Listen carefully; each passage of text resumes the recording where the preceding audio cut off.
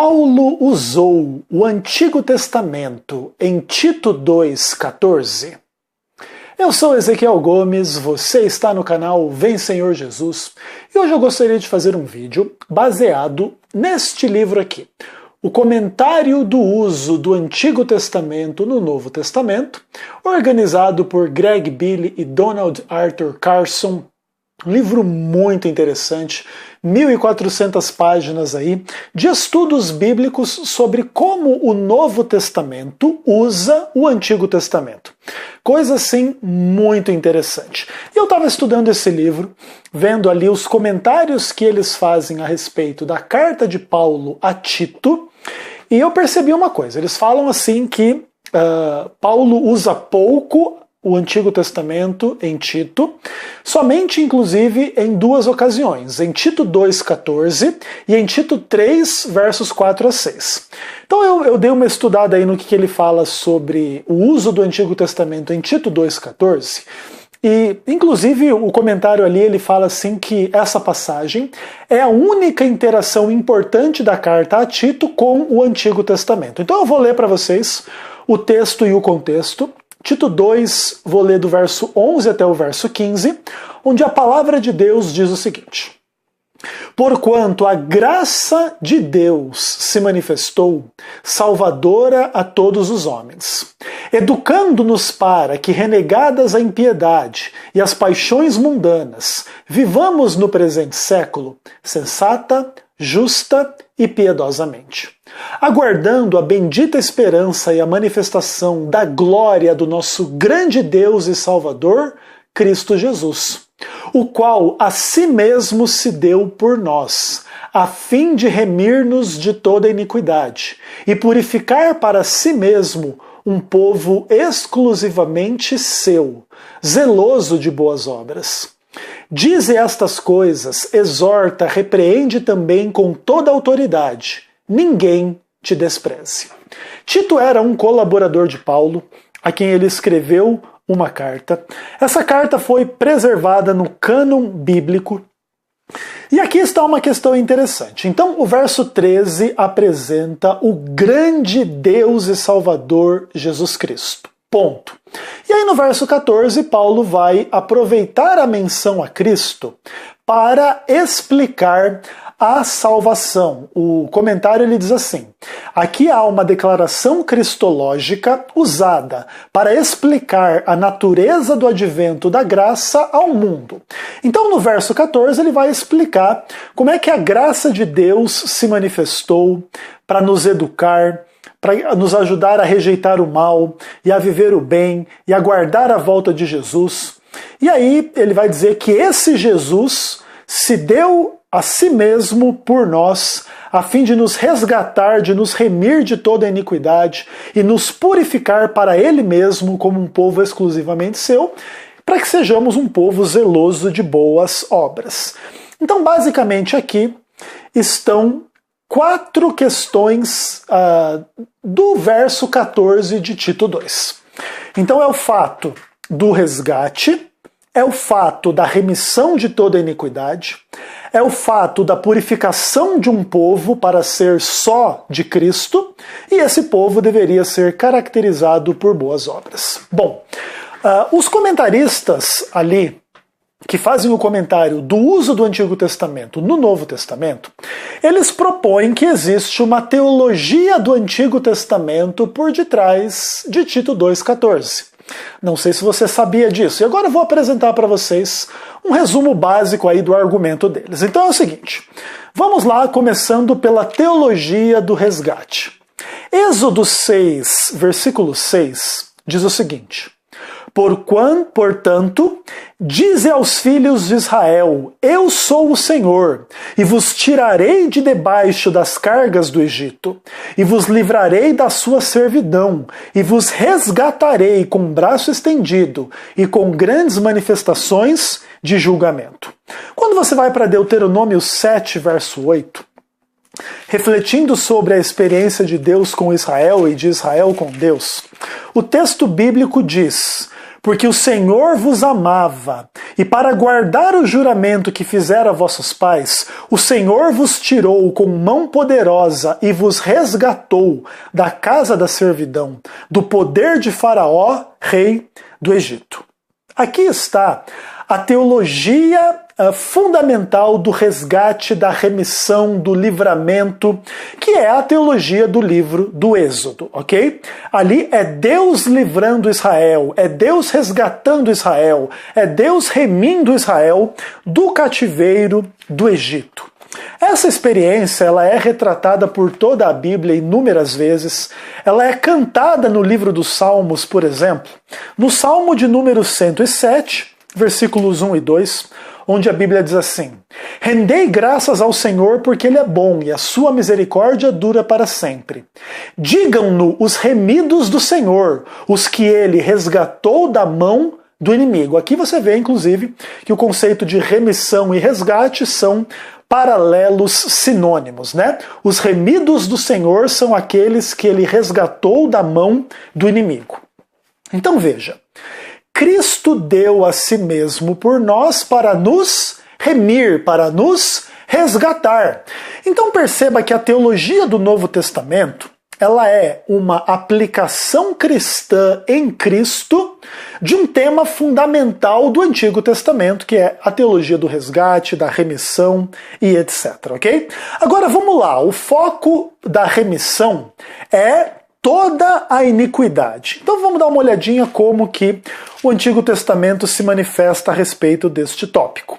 E ali você vê em Êxodo 34, versículo 6 e o versículo 7, falam ali do nome de Deus, né?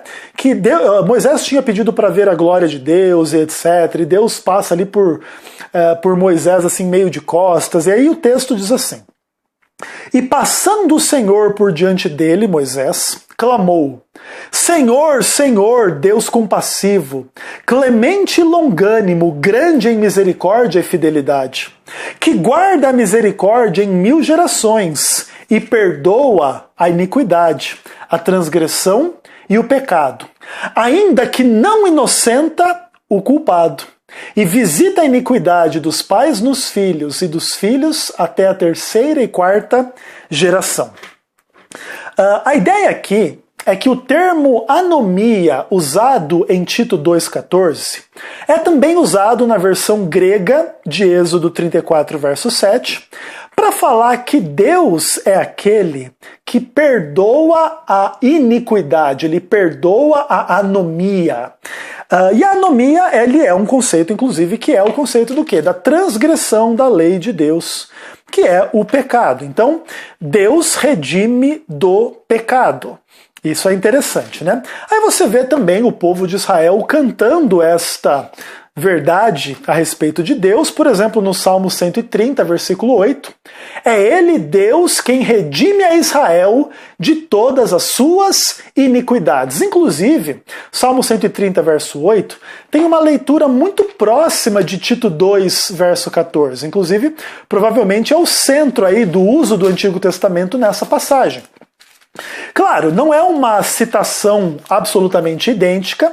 Veja que o texto do Antigo Testamento diz que Deus redime Israel de todas as suas iniquidades. E o texto de Tito 2,14 se fala que Deus nos remiu de toda iniquidade.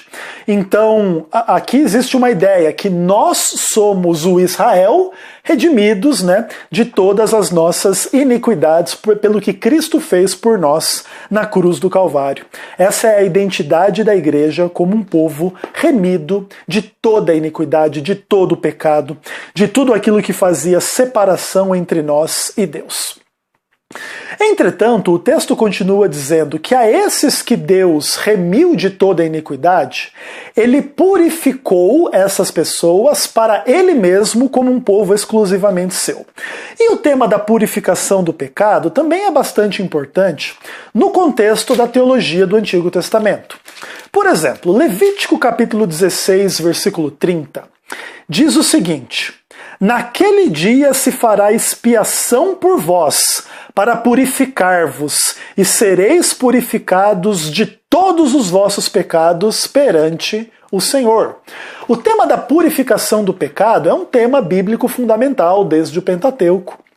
Ok? Então Deus livra o povo do Egito, dá as suas leis, e no meio dessas leis está todo o funcionamento do santuário, que regulamentava aí a expiação, o perdão, a purificação de todos os pecados. Então veja, quando o Novo Testamento diz que Jesus nos redime de todos os nossos pecados, está fazendo uma aplicação em Cristo da teologia do Antigo Testamento, né?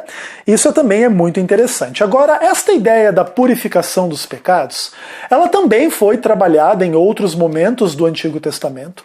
E chegamos, por exemplo, a Ezequiel 36 e Ezequiel 37, e onde a palavra de Deus diz assim, Ezequiel 36, versículo 33.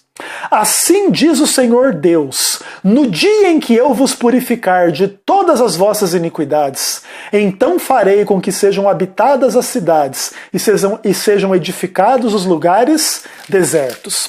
Capítulo 37, verso 33. Nunca mais se contaminarão com os seus ídolos, nem com suas abominações, nem com qualquer das suas transgressões. Livrá-los-ei de todas as suas apostasias em que pecaram, e os purificarei. Assim, eles serão o meu povo, e eu serei o seu Deus.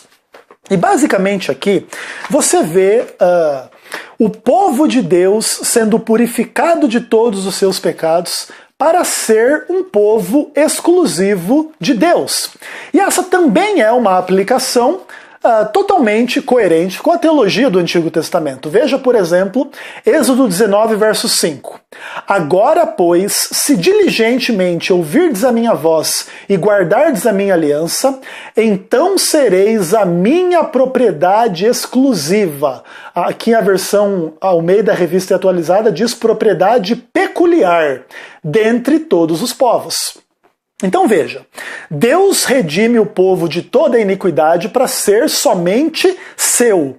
E isso é teologia do Antigo Testamento, Êxodo 19, verso 5, e também Êxodo 23, verso 22, conforme a leitura da Septuaginta, trata desta mesma ideia, que Deus ele escolheu Israel dentre todos os povos para ser um povo exclusivamente seu. Agora, veja que o próprio texto aqui de Deuteronômio, aliás, de Êxodo 19, fala que o povo deveria guardar a aliança de Deus e etc. E isso vai ficando bem claro também em Deuteronômio 26, versículo 18, onde nós lemos o seguinte, 26, versículo 18. Vamos lá, tá aqui. E o Senhor hoje te fez dizer que lhe serás por seu próprio povo, como te disse, e que guardarás todos os seus mandamentos. Então veja a estrutura do pensamento. Deus resgata Israel, redime Israel de todo o pecado e iniquidade, purifica o seu povo para que o seu povo lhe seja fiel à sua aliança e aos seus mandamentos. Essa é a teologia do Antigo Testamento, que é replicada de forma exata em Tito 2, verso 14. Cristo deu a si mesmo por nós, a fim de nos remir de toda iniquidade e purificar para si mesmo um povo exclusivamente seu, zeloso de boas obras. Aqui as boas obras é a fidelidade à aliança, aos mandamentos, etc. E aqui Cristo está no lugar de Deus. Certo? Então, basicamente, a experiência cristã da salvação é uma experiência em Cristo daquilo que foi a experiência de Israel em Deus ou com Deus. E aqui se revela que Cristo era o Deus de Israel, aquele que guiou o seu povo, aquele que deu a sua lei, aquele que os redimiu do pecado, aquele que os resgatou da escravidão, aquele que era o anjo do Senhor, que guiava o povo, etc, etc, etc. É com base nisso que o Novo Testamento vai explicar a identidade de Jesus Cristo como Deus, e é o Deus de Israel, é o Deus que criou o mundo em 6 dias, descansou no 7º, é o Deus que criou o universo e fez todas as coisas, e sem ele nada do que foi feito se fez. E nesse ponto a gente percebe uma coisa interessante. Paulo aqui em Tito 2,14, ele não faz citações formais e explícitas do Antigo Testamento, é verdade. Entretanto, toda a teologia do Antigo Testamento estão aqui presentes de forma plenamente harmoniosa com o pensamento de Paulo no Novo Testamento. Isso é muito interessante. Muitas pessoas tentam criar contradição entre Paulo e o Antigo Testamento pelas ênfases de Paulo que nós não somos salvos pela lei. Mas veja, o Antigo Testamento também não era esse documento legalista de salvação pela lei. A gente inclusive vê, a gente acabou de ler Levítico 16, verso 30. Pelo sacrifício no dia da expiação, o povo seria purificado de todos os seus pecados. Então o povo não era salvo pela lei, inclusive tinha que ser perdoado dos seus pecados contra a lei, certo? Então você pressupor todo essa contradição entre Paulo e o Antigo Testamento é uma visão incoerente que não se fundamenta na realidade do que Paulo escreveu. E Tito 2,14 é um dos monumentos da graça de Deus que revela a plena harmonia entre o Antigo Testamento e o Novo Testamento no pensamento do apóstolo Paulo.